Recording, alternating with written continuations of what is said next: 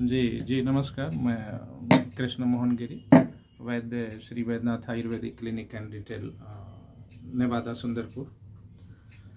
मैं अपने आयुर्वेद के अनुभव के माध्यम से कहना चाहता हूँ कि जीवन में स्वस्थ रहने के लिए जैसे हमारी दिनचर्या सुबह से शुरू होती है, यानी प्रभात से। तो प्रभात से जब हमारी शुरू होती है तो उस समय हमें करने क्या है कि सुबह जगने का समय जो है ब्रह्म मुहूर्त है। ब्रह्म मुहूर्त में हमें जगना चाहिए, जो समय के अनुसार होता है 3:30 बजे 4 बजे तक। 4 बजे जगने के बाद में प्रथम है उषा पान। उषा पान जो पानी रखा हुआ है रात्रि में तांबे के बर्तन में, उसको पीना है। और मान लीजिए अगर नहीं है तो ठंडी का मौसम है तो गुनगुना पानी ले सकते हैं। गुनगुना पानी लेने के बाद आप शौच के लिए जाएं, और शौच से जाने के बाद में थोड़ा पैदल चलना जरूरी है, यानी 20 मिनट, 25 मिनट, 30 मिनट, 45 मिनट, ये अपडेट दिनचर्या हुई। इसके बाद आप अपने लिए थोड़ा सा शरीर ठंडा हो जाए तो आप स्नान कर लें। स्नान करने के बाद अगर अध्यात्मवादी हैं या किसी भगवान के प्रति आस्था है या कोई पूजा पाठ करते हैं तो अपनी दिनचर्या को आप मेंटेन कर लें। और मेंटेन करने के बाद पहला जो शुरुआत करनी है भोजन सामग्री का, तो वह है चना। चना में यदि अंकुरित चना हो तो अंकुरित चना को सेवन करने से, क्योंकि उस अंकुरण में लगभग बहुत सारे पौष्टिक तत्व आते हैं और मिल जाते हैं उसमें। तो थोड़ा सा अंकुरित चना खा लिया, ये सब थोड़े थोड़े मात्रा में लेना, ये नहीं कि भरपेट खा लेनी है। तो थोड़ा सा चना ले लें, उसमें स्वादानुसार सेंधा नमक डाल लें, काला नमक डाल लें। टेस्ट अनुसार आप हरी धनिया पत्ता हो गया, मिर्ची हो गई हरी सी थोड़ी सी, टेस्ट अनुसार आप नींबू वगैरह भी डाल के टेस्टी बना करके आप उसको खा सकते हैं। थोड़ा सा कुछ समय के बाद, चना खाने के कुछ समय के बाद में ये सेव लेना जरूरी है। हालांकि दोनों जरूरी है, क्योंकि सेव में भी फाइबर होते हैं, चना में भी फाइबर होते हैं। लेकिन चना का जो फाइबर होता है उसके छिलके जो हम चबाने से कुछ रह जाते हैं, या छिलके के साथ जब हम चबाते हैं तो हमारे लीवर में, इंटेस्टाइन में जो भी कुछ चीज़ें, जो तरल पदार्थ एकत्रित हो गई हैं, फैट एकत्रित हो रहा है, उसको वो डाइजेशन करके और फिर शौच में क्लियर करता है। अब थोड़ा सा आगे खाने की बात, तो खाने की बात जो है हमारा टाइमिंग उसका इम्पोर्टेंट होना चाहिए।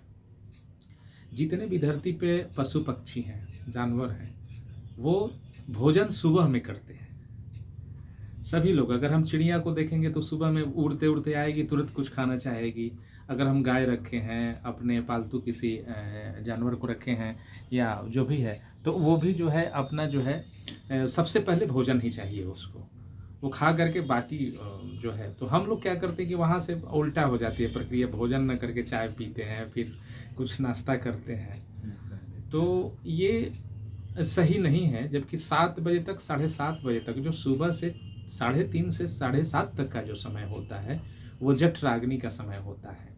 तो उसमें अगर कुछ भी चीज़ हम खाते हैं जो उचित है खान पान में, जैसे शाकाहार जो भी है, रोटी, सब्जी, चावल, दाल, सलाद वगैरह, तो इसमें जब हम खाते हैं तो हमारे एक, चूँकि होता है ना कि अग्नि प्रज्वलित है, तो चूँकि क्षुधाग्नि एकदम प्रज्वलित होती हैं उस समय के लिए, और कुछ भी खाते हैं तो डाइजेशन अच्छा होता है।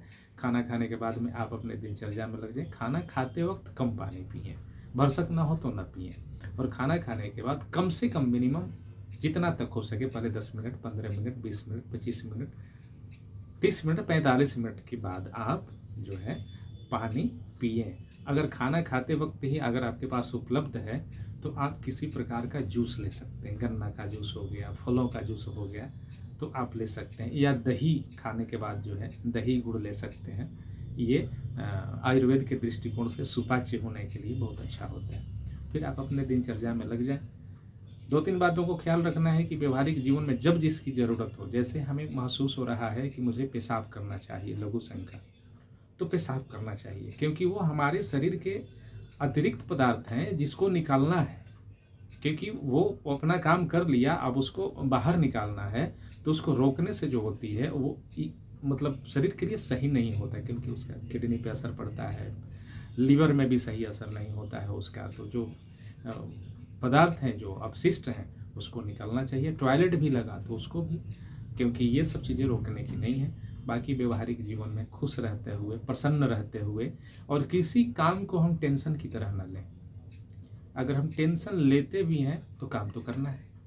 अगर टेंशन नहीं भी लेते हैं तो काम करना है, तो क्यों ना हम किसी भी काम को काम की तरह प्रेम पूर्वक करें, जिससे हमारा, क्योंकि होता है क्या कि हमारे आंतों का और मस्तिष्क का सीधा संबंध है, क्योंकि जिस प्रकार की आंतें बनी हुई है टेढ़ी मेढ़ी, उसी प्रकार हमारी मस्तिष्क की संरचनाएं हैं। अब अगर कुछ खान पान में हमने अगर सही तरीके से नहीं लिया, या कुछ सोच में है, गहरी सोच में है, डिप्रेशन में, उसमें जब हम खाना खाते हैं तो ये तय है कि शरीर के अंदर जो लीवर के अंदर एंजाइम बनता है वो सही मात्रा में नहीं बन पाता है, और भोजन प्रणाली हमारी, अब फिर खाने के बाद वही शिकायत, गैस हो गई, एसिडिटी हो गया, पेट में दर्द हो गए, मिचली आने लगे, ये बातें बढ़ती जाती है।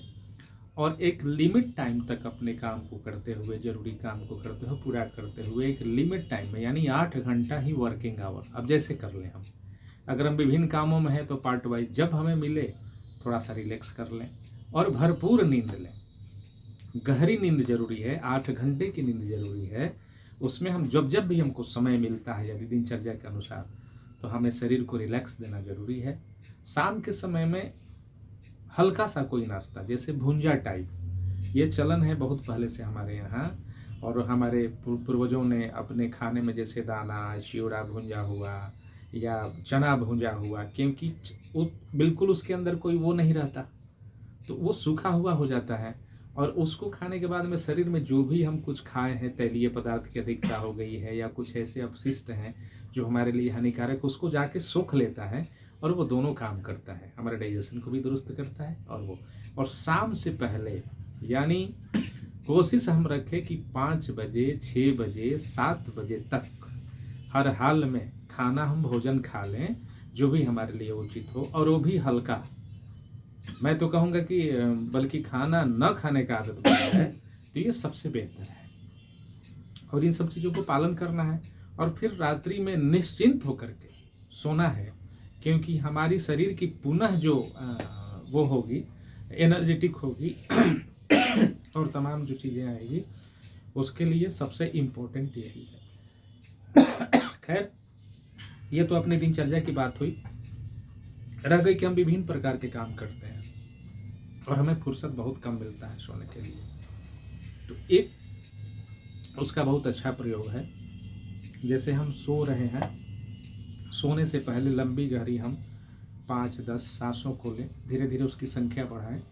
मन मस्तिष्क को जो है कि नहीं, बहुत रिलैक्सेशन मिलेगा, क्योंकि ऑक्सीजन भरपूर मात्रा में शरीर को मिल जाएगा, हमें गहरी नींद आएगी, कम समय में ही नींद पूर्ति होने की संभावना रहेगी। जैसे जो योगा करते हैं या फिर जो लोग इस काम में लगे हुए हैं, तो उनके लिए जो कुछ अनुभव है उनको, क्योंकि उनको समय बहुत कम मिलता, तो इसलिए भूख लगे तभी खाएं, और भोजन भरपूर के अपेक्षा थोड़ा सा कम खाएं। ओवर डाइटिंग कभी नहीं करना चाहिए, ओवर ईटिंग नहीं करना चाहिए, ये ध्यान देना जरूरी है। बिना भूख लगे कुछ नहीं खाना चाहिए, जब भूख लगे तो खाना खाएं, भोजन करें, जब प्यास लगे तो पानी पिएं, और जब जी शौच आदि के लिए जो चीज़ें महसूस हो उसके लिए भी करें। तो यह दिनचर्या रही। अब रह गई थोड़ी सी औषधि के बारे में, जो नियमित रूप से सेवन करने की जो थोड़ी सी बात आती है, वो प्राकृतिक चीज़ें हमारी, जैसे आंवला, हरे, बहेरा, उसको समान भाग में हम एक चूर्ण बना करके, और अपने नियमित दिनचर्या में थोड़ा थोड़ा अगर गुड़ के साथ प्रयोग कर सकते हैं, क्योंकि सर्दी का मौसम में, फिर नमक के साथ भी प्रयोग कर सकते हैं, इस तरह से भी कर सकते हैं, तो वो बहुत अच्छा रहेगा। जो हमारे विभिन्न प्रकार के जो कुछ हानिकारक तत्व शरीर में रहते हैं, उसके लिए ये बहुत अमृत की तरह काम करता है। त्रिफला सेवन हमेशा करना चाहिए, और अब यही जीवन का है, और जैसे जो कहे, क्योंकि हमारा मन है वो गुरु है, वो खुद हमें बताता है कि हमारे लिए क्या उचित है।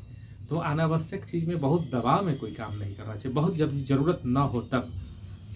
सही तरीक़ा से दिनचर्या है, और मुस्कुराते रहना चाहिए, हंसी खुशी। खान पान में भी है, जो बाज़ार की चीज़ें हैं, जो पैकेट बंद चीज़ें हैं, भाई तो उन्होंने तो अपना प्रोडक्ट बनाया ही है कि जब मतलब भाई आपको आवश्यकता है तो पैकेट बंद है, तो उसके लिए कुछ उन्होंने उसमें डाल के सुरक्षित रखने के लिए रखा है। तो ताज़ा भोजन जितना हो सके वो करना चाहिए, और ख़ास करके मसाले जो हैं, खड़े मसाले घर पे प्रयोग हों, पैकेट बंद चीज़ों का कम से कम प्रयोग हो सके, और मौसम के जो फल सब्जियां हैं उसका समय समय पर प्रयोग हो सके, यही बेहतर स्वास्थ्य के लिए सबसे अच्छा है। तो धन्यवाद। अगली बार जब भी आपको कोई और भी चीज़ें हमसे जानकारी लेना हो, जो हमारे अनुभव के अनुसार जो उचित हैं, वो मैं ज़रूर परामर्श करूँगा। धन्यवाद। नमस्कार।